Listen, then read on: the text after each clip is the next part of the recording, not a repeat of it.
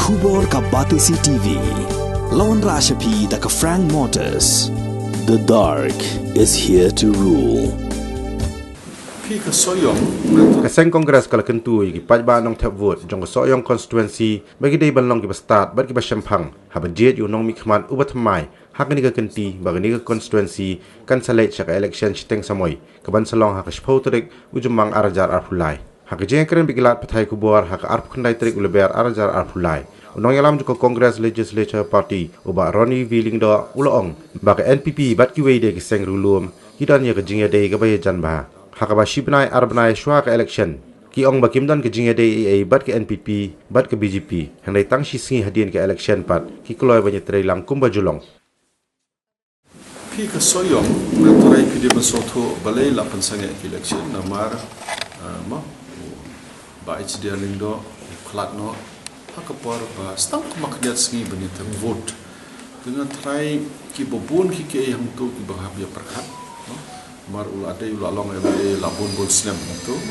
ron rabun ki kampen roy de andai ka soyong ni ke de kongresit kam shilong ibadan na kidao jong ni kidao jong bi suthu mi simet imi no na parti yale na UDP de dai ni sampai na kala sedang ka campaign nam ta election tingin sa suthu kedar manta stom region start upai ba soyong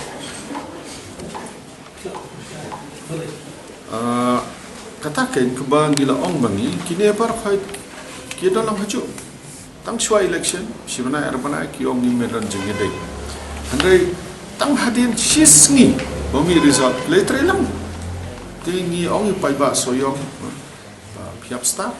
kin sawan ong ye pi manta te kimna shuban len bakim dan jenge dei kidon ke jenge dei ke bacan kaba shibna erbana shwa election yang nimdan ke jingedei pat ka NPP bat ke BJP menta don kami isu berpensai buni kila trilang parfai kerjat kini election nama nalor ki kampan roy nalor ke kamsen ser thada ke jing klap jo kertong tur utai kan don hi kerjat ka benta kaman kata